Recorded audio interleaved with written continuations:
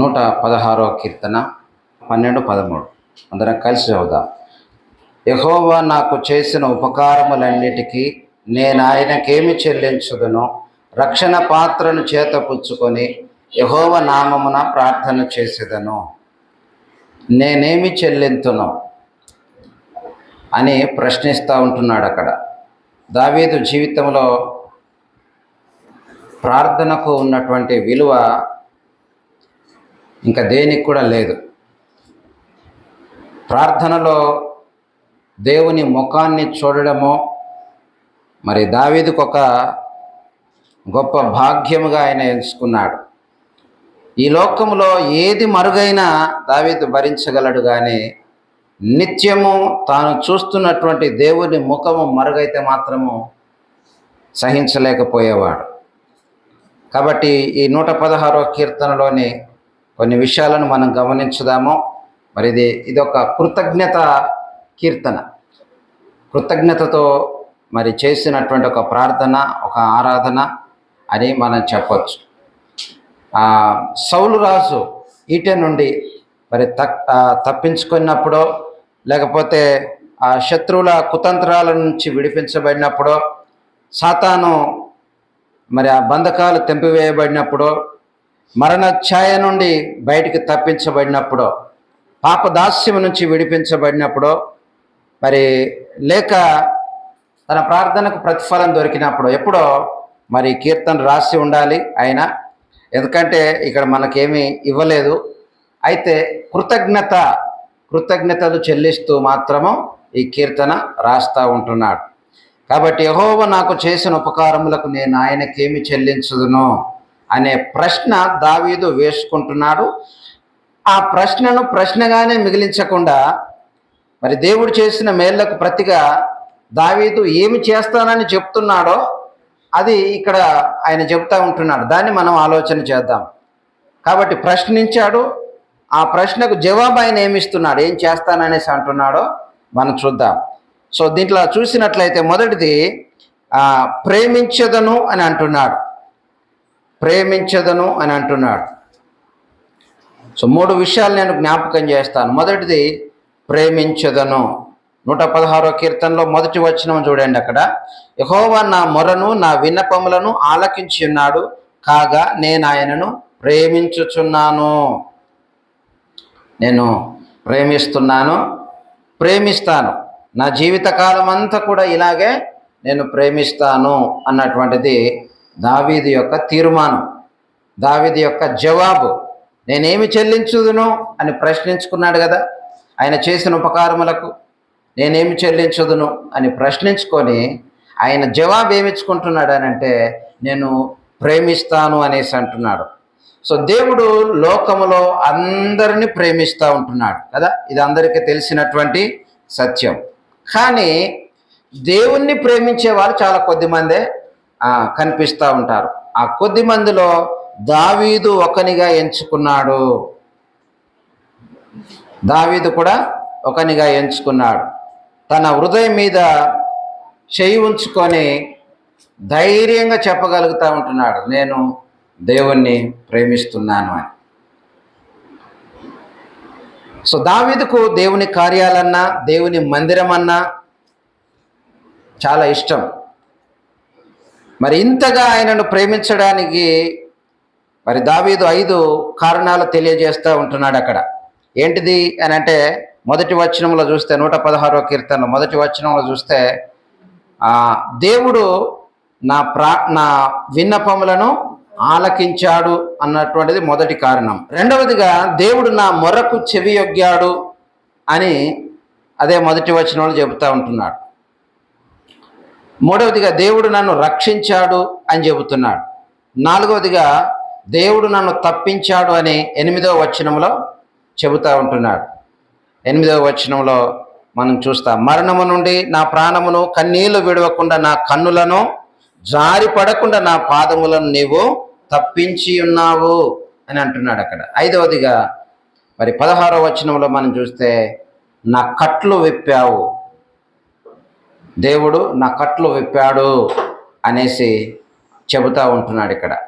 కాబట్టి కారణాలన్నిటిని బట్టి దావీదు దేవుణ్ణి ప్రేమిస్తూ ఉంటున్నాడు. ఆయన తప్పించాడు, ఆయన కట్లు విప్పాడు, ఆయన రక్షించాడు, ఆయన మన యొక్క ప్రార్థనలకు చెవియొగ్గాడు, మన విన్నపాలను ఆలకించాడు. ఇవన్నీ మన జీవితంలో జరగలేదా? దేవుడు మన కట్లు విప్పాడు కదా, దేవుడు మనల్ని రక్షించాడు కదా, అనేక ప్రమాదాల నుంచి, అనేక అపాయాల నుంచి దేవుడు మరి కాపాడినాడు, ఎన్నో ప్రమాదాల నుంచి తప్పించాడు. వీటన్నిటిని బట్టి కూడా మరి మనము దేవుని ఎంతగానో ప్రేమించాలి, దేవుని ఎంతగానో స్తుతించి ఆరాధించాలి. మరి ఎన్నెన్నో మేళ్లను చేశాడు దేవుడు. మనము మరి ఆయనను ప్రేమించే పిల్లలంగా ఉన్నామా? ఒకవేళ మరి దావీదులాగా నేను ప్రేమిస్తున్నాను ప్రభువా, నేను నిన్ను ప్రేమిస్తున్నాను ప్రభువా అని చెప్పగలిగితే ఆ ప్రేమకు ఒక షరతు కూడా ఉంటుంది. పేతురు, సిమోను, నీవు నన్ను ప్రేమిస్తున్నావా అని అంటే, అవును ప్రభువా నేను నిన్ను ప్రేమిస్తున్నాను అని అంటే దానికి ఒక బాధ్యత అప్పగించాడు కదా, దానికి ఒక బాధ్యత అప్పగించాడు. యోహాను సువార్త 21వ అధ్యాయం 15వ వచనంలో మనం చూస్తూ ఉంటాం, నా గొర్రె పిల్లలను మేపుము. పిల్లలను మరి గూర్చినటువంటి బాధ్యత. తర్వాత అక్కడే చూస్తే ఇంకోటి, నా గొర్రెలను కాయుము అనేసి అంటాడు. అంటే ఇది యవనస్తులను గూర్చినటువంటి బాధ్యత. మూడవదిగా నా గొర్రెలను మేపుము అనేసి అంటాడు, అక్కడ పెద్దవాళ్ళను గూర్చినటువంటి బాధ్యత. కాబట్టి ప్రేమించు ప్రతి వానికి కూడా ఒక బాధ్యతను దేవుడు అప్పగిస్తాడు. ఆ బాధ్యతను నెరవేర్చినప్పుడే, ఆ బాధ్యతను నెరవేరుస్తున్నప్పుడే మనము ఆయనను ప్రేమిస్తున్నటువంటి వారము. ఎప్పుడైతే క్రియలలో ఆయన మాటకు లోబడి మనము జీవిస్తున్నామో అప్పుడు మనము ఆయనను ప్రేమిస్తున్నాము. ఆయన మాటకు విధేయత చూపించడమే ప్రేమించడం, ఆయన ఆజ్ఞలకు లోబడమే ప్రేమించడం. కాబట్టి మరి నేను ఆయనను ప్రేమిస్తున్నాను అనేసి అంటున్నాడు ఇక్కడ దావీదు. నేనేమి చెల్లించుదును, ఆయన నాకు చేసిన మేళ్ళ కొరకు నేనేమి చెల్లిస్తాను, ఆయన ఏమేమి చేశాడో తెలియజేస్తున్నాడు. అందుకు ప్రతిగా నేను ఆయనను ప్రేమిస్తాను, నా జీవితకాలం అంతా కూడా ఇలాగే నేను ప్రేమిస్తాను అని చెబుతున్నాడు. రెండవ విషయం మనం చూసినట్లయితే, రెండవదిగా ఇంకా ఏం చేస్తానంటున్నాడు ఆయన అని అంటే, రెండవది నేను ప్రార్థించదను అని అంటున్నాడు. 13వ వచనంలో మనం చూస్తే, రక్షణ పాత్రను చేతబుచ్చుకొని యెహోవా నామమున ప్రార్థన చేసేదను అని అంటున్నాడు. ప్రార్థన చేసేదను అంటున్నాడు. యెహోవా నామమున ప్రార్థన చేయడం మరి అది కృపతో కూడినటువంటి ఒక గొప్ప భాగ్యం అది. కాబట్టి ఎందుకంటే మరి దేవునికి మానవునికి కలిగినటువంటి ఆ స్నేహ బంధము, ఆ బాంధవ్యాలు తెగిపోకుండా దాన్ని ఎప్పటికీ అలాగే ఉంచే ఒక బంధం, ఒక బ్రిడ్జి లాంటిది అన్నట్టు ప్రార్థన అన్నటువంటిది, ఒక వంతెన. ఎప్పుడు ఆ దేవుణ్ణి మనల్ని ఒక అనుసంధానం చేసే, ఒక సహవాసములో ఉంచే ఒక గొప్ప వంతెన లాంటిది ఈ ప్రార్థన.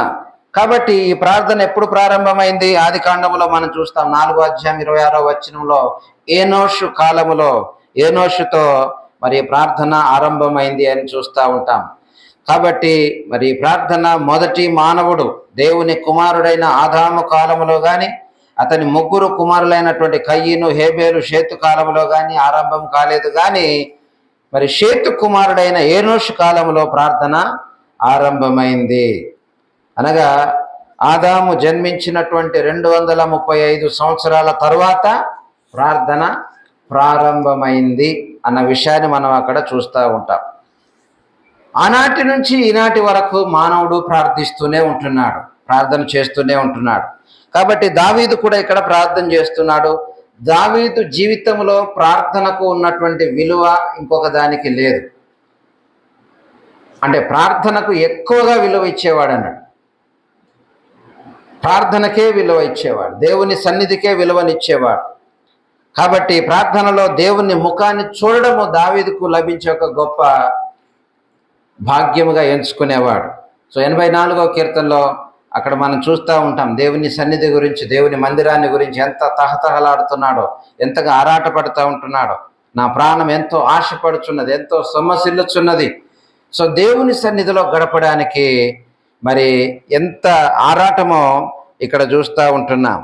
కాబట్టి అలాంటి ఒక ఆశను మనం కలిగి ఉండాలి. ప్రార్థిస్తాను అనేసి అంటున్నాడు. ఆయన నాకు చేసిన మేళ్ల కొరకు నేనేమి చెల్లించదను అని ప్రశ్నించుకొని, సో మొదటిది నేను ప్రేమిస్తాను అని అంటున్నాడు, రెండవదిగా నేను ప్రార్థిస్తాను అని అంటున్నాడు, మూడవదిగా ఏంటిది అని అంటే ప్రేమతో మరి మ్రొక్కుబడులు చెల్లిస్తాను అని ఒక తీర్మానం చేస్తూ ఉంటున్నాడు. 116వ కీర్తనలో 116వ కీర్తన 14వ వచనంలో మనం చూస్తూ ఉంటున్నాం. అక్కడ యెహోవాకు నా మ్రొక్కుబడులు చెల్లించదను, ఆయన ప్రజలందరి ఎదుటనే చెల్లించదను అని అంటున్నాడు. నేను నీకు కృతజ్ఞత అర్పణను అర్పించదను అని 17వ వచనంలో అంటున్నాడు. 19లో యెరూషలేమా నీ మధ్యను నేను యెహోవాకు నా మ్రొక్కుబడులు చెల్లించదను అని అంటున్నాడు ఇక్కడ. కాబట్టి మ్రొక్కుబడులు మనం ఇబ్బందుల్లో, ఇరుకుళ్ళల్లో, కష్టాలలో, శ్రమలలో, వ్యాధి బాధలలో ఉన్నప్పుడు, మరి దాని నుంచి బయటపడ్డప్పుడు, విజయం పొందినప్పుడు మరి మ్రొక్కుబడులు చేసుకుంటూ ఉంటాం కదా. దేవుడు నాకు ఇది చేసినట్లయితే నేను ఇది చెల్లిస్తాను అనే ఒక మ్రొక్కుబడి అన్నటువంటి చేస్తూ ఉంటాం. సో మంచిదే మ్రొక్కుబడులు చేసుకోవడం అన్నటువంటిది మంచిదే, కానీ దాన్ని మరి చెల్లించకుండా ఉండకూడదు. మ్రొక్కుబడి చేస్తే దాన్ని చెల్లించాలి. కాబట్టి అది ఖచ్చితంగా మ్రొక్కుబడి చేయాలన్నటువంటి నియమం లేదు. కానీ ప్రేమతో, దేవుని మీద ఉన్నటువంటి ప్రేమతో అలాంటి మ్రొక్కుబడులు చేసుకోవడము, దాన్ని నెరవేర్చడం కూడా అంతే ప్రాముఖ్యమైనటువంటి విషయం అన్నట్టు. కాబట్టి ఆవేశంలో అనాలోచితంగా మ్రొక్కుబడులు చేయకూడదు. కాబట్టి సో దేవుని మీద ఇష్టముతో, ప్రేమతో, వివేచనతో మ్రొక్కుబడులు చేయాలి, వాటిని చెల్లించే విధంగా ఉండాలి. ఎందుకంటే 15వ కీర్తన 4వ వచనంలో రాయబడ్డది ఒక మాట. అక్కడ ఏంటిదనంటే నీతిమంతులు ప్రమాణము చేయగా నష్టము కలిగినను మాట తప్పరు. అర్థమైందా? 15వ కీర్తనలో 4వ వచనంలో ఉన్నది, నీతిమంతులు ప్రమాణం చేయగా నష్టము కలిగినను మాట తప్పరు. అంటే ఒకసారి ప్రమాణం చేసిన తర్వాత ఆ మాట తప్పకూడదు. మనం మాట ఇచ్చిన తర్వాత ఆ మాట తప్పకూడదు. అది మనుషులతోనైనా దేవునితోనైనా మాట ఇచ్చినప్పుడు ఆ మాటను నెరవేర్చే వారంగా ఉండాలి. కాబట్టి ప్రేమించిన, ప్రార్థించిన, బలులు అర్పించిన లేక అర్పణలు అర్పించిన రక్షణ పాత్రను చేతబట్టుకొని చేయాలి. అంటే రక్షణ అనుభవము కలిగినటువంటి వారముగా దాన్ని చేయాలి, రక్షించబడినటువంటి వారముగా దాన్ని చేయాలి. కాబట్టి సో ముందు రక్షించబడాలి. రక్షించబడాలంటే ఏం చేయాలి? యేసు ప్రభు అని నోటితో ఒప్పుకో, ఆయన యొక్క త్యాగాన్ని, ఆయన మన కొరకు కలువరి సిలువలో చేసినటువంటి బలియాగాన్ని గుర్తించాలి. ఇది నా కొరకే, నా పాపముల కొరకే యేసు ప్రభు కలువరి సిలువలో బలి అయ్యాడు, ఆయన బలియాగము ద్వారానే నాకు రక్షణ అని గుర్తించాలి. మనం ఎంత ఘోర పాపులమో గుర్తించాలి. మన యొక్క పాపములను ఒప్పుకోవాలి దేవుని సన్నిధిలో. ఆయన యొక్క త్యాగమును, ఆయన మన కొరకు ఏర్పాటు చేసినటువంటి విమోచన కార్యాన్ని అంగీకరించాలి. అది ఒప్పుకోగలిగినప్పుడు, విశ్వసించగలిగినప్పుడు మనం రక్షించబడతాము. కాబట్టి ఆ విధంగా రక్షించబడినటువంటి మనము మరి ఎల్లప్పుడూ దేవునికి కృతజ్ఞతలు చెల్లించాలి, ఆయన చేసిన మేళ్లను జ్ఞాపకం చేసుకుంటూ ఉండాలి. అయితే ఈ 3 విషయాలు దావీదు అంటున్నాడు. మరి నేను ఆయనకేమి చెల్లించుదును అని తనకు తానే ప్రశ్న వేసుకున్నాడు. దానికి జవాబు కూడా ఆయన చెబుతూ ఉంటున్నాడు. ఒకటి, నేను ప్రేమిస్తాను అంటున్నాడు. రెండవది, నేను ప్రార్థిస్తాను అని అంటున్నాడు. మూడవదిగా, ప్రేమతో నా మ్రొక్కుబడులను చెల్లిస్తాను అని అంటున్నాడు. సో ఆ విధంగా ఒక తీర్మానంతో కూడినటువంటి భక్తిని, ఆరాధనను ఆయన చేశాడు. అందుకే అతడు అంగీకరించబడ్డాడు. దావీదు దేవుని యొక్క హృదయానుసారి అయ్యాడు. యథార్థమైనటువంటి వాడుగా ఆయన జీవించాడు. ఈ ఉదయకాల సమయంలో మనము జ్ఞాపకం చేసుకుందాం. ప్రభు మన పట్ల చేసిన మేళ్లను, ఆయన యొక్క ఉపకారములను, ఆయన మన పట్ల చేసినటువంటి కార్యాలను జ్ఞాపకం చేసుకుంటూ ప్రభువుకు కృతజ్ఞతలు చెల్లిస్తూ ఆరాధన చేద్దాం. అందరూ కూడా తల్లు వంచండి, ఆరాధించుదాం.